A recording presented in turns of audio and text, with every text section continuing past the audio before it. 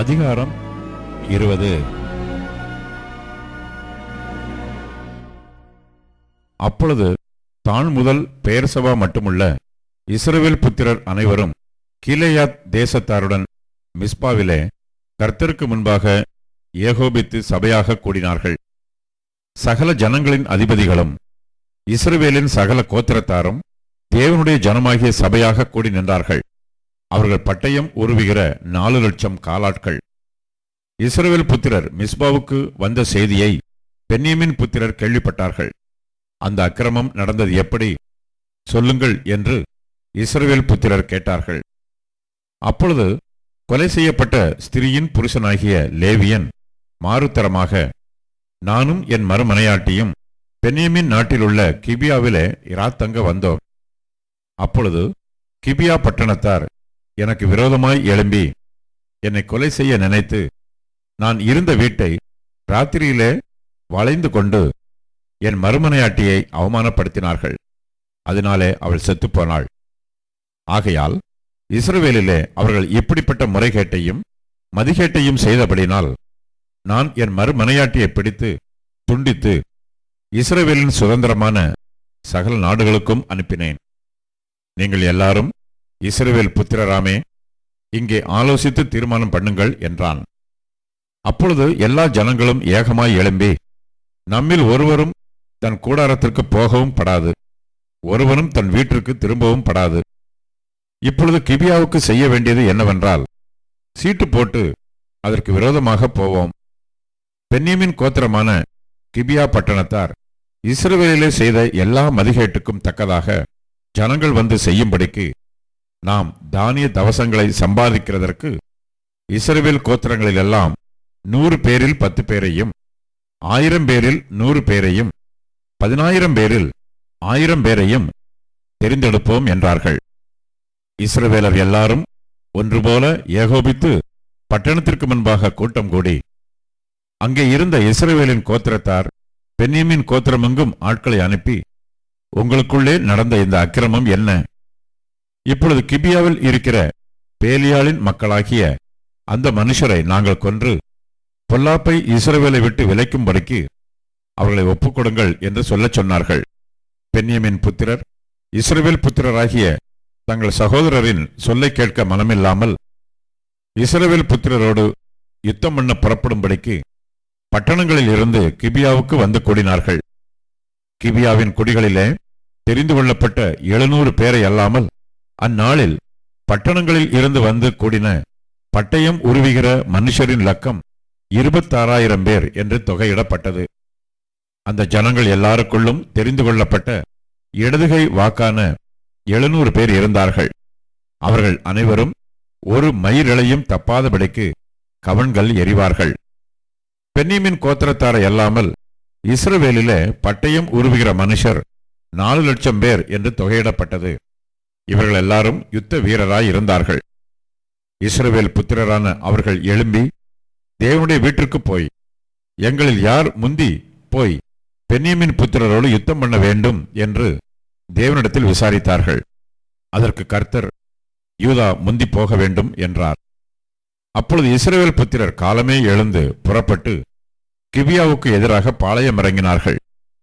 பின்பு இஸ்ரவேல் மனுஷர் பென்யமீனோடு யுத்தம் பண்ண புறப்பட்டு கிபியாவிலே அவர்களுக்கு எதிராக போர் செய்ய அணிவகுத்து நின்றார்கள்.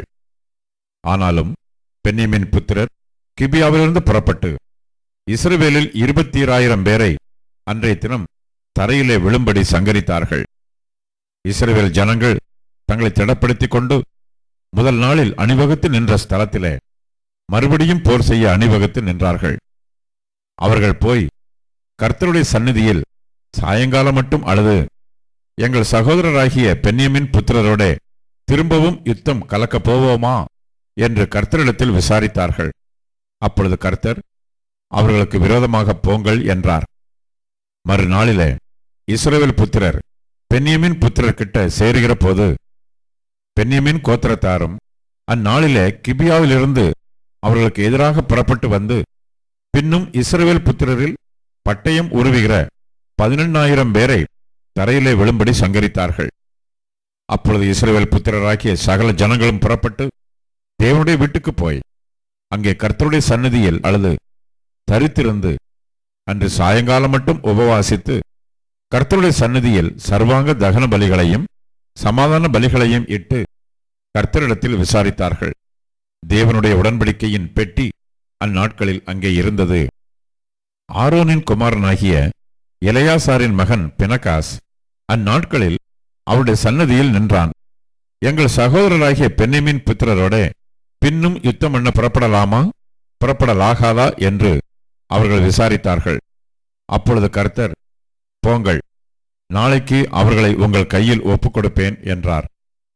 அப்பொழுது இஸ்ரவேல் புத்திரர் கிபியாவை சுற்றிலும் பதிவடை ஆட்களை வைத்து 3ஆம் நாளிலே பென்யமீன் புத்திரருக்கு விரோதமாய் போய் முன் 2 தரம் செய்தது போல கிபியாவுக்கு சமீபமாய் போருக்கு அணிவகுத்து நின்றார்கள்.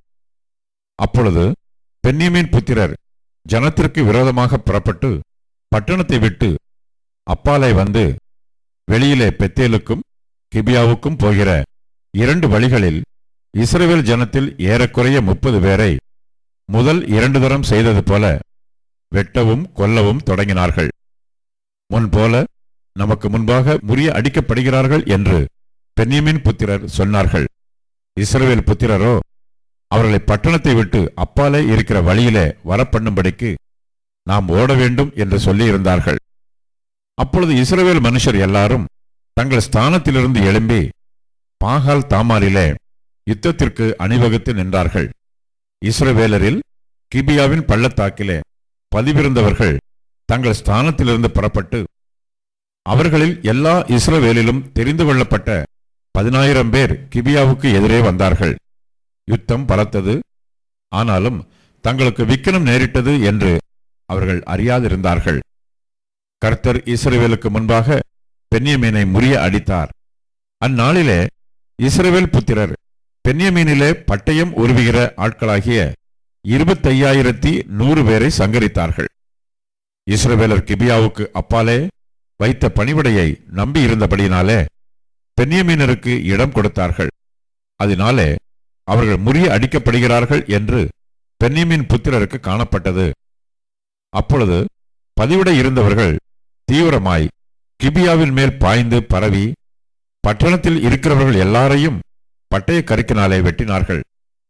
பட்டணத்திலிருந்து மகா பெரிய புகையை எழும்ப பண்ணுவதே இஸ்ரவேலருக்கும் பதிவிடைக்காரருக்கும் குறிக்கப்பட்ட அடையாளமாயிருந்தது.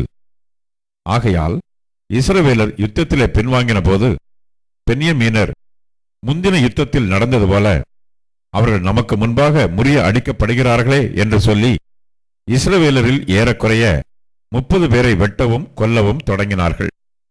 பட்டணத்திலிருந்து புகையானது ஸ்தம்பம் போல உயர எழும்பின போது பென்யமீனர் பின்னாக பார்த்தார்கள். இதோ, பட்டணத்தின் அக்கினி ஜுவாலை வான பரியந்தம் எழும்பிற்று. அப்பொழுது இஸ்ரவேலர் திரும்பிக் கொண்டார்கள். பென்யமீன் மனுஷரோ தங்களுக்கு விக்கினம் நேரிட்டதைக் கண்டு திகைத்து இஸ்ரவேல் புத்திரரை விட்டு வனாந்திரத்திற்கு போகிற வழிக்கு நேராக திரும்பி ஓடிப்போனார்கள். ஆனாலும் யுத்தம் அவர்களை தொடர்ந்தது. பட்டணங்களில் இருந்தவர்களும் தங்கள் நடுவே அகப்பட்டவர்களை கொன்று போட்டார்கள். இப்படியே பென்யமீனரை வளைந்து கொண்டு துரத்தி கிபியாவுக்கு கிழக்கு புறமாக வருமட்டும் அவர்களை லேசாய் மிதித்து போட்டார்கள். இதனால் பென்யமீனரிலே 11,000 பேர் விழுந்தார்கள். அவர்கள் எல்லாரும் பலவான்களாயிருந்தார்கள். மற்றவர்கள் விலகி வனாந்திரத்தில் இருக்கிற ரிம்மோன் கன்மலைக்கு ஓடிப்போனார்கள்.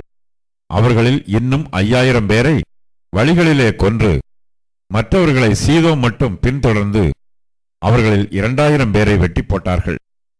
இவ்விதமாய் பென்யமீனரில் அந்நாளில் விழுந்தவர்கள் எல்லாரும் 25,000 பேர். அவர்கள் எல்லாரும் பட்டயம் உருவுகிற பலவான்களாய் இருந்தார்கள். 600 பேர் திரும்பிக் கொண்டு ஓடி வனாந்திரத்தில் இருக்கிற ரிம்மோன் கன்மலைக்கு போய் ரிம்மோன் கன்மலையில 4 மாதம் இருந்தார்கள். இஸ்ரவேலரோ பென்யமீன் புத்திரர் மேல் திரும்பி பட்டணத்தில் மனுஷர் தொடங்கி மிருகங்கள் மட்டும் கண்டவைகள் எல்லாவற்றையும் பட்டய கருக்கினால் வெட்டி கண்ட பட்டணங்களை எல்லாம் அக்கினியால் கொளுத்தி போட்டார்கள்.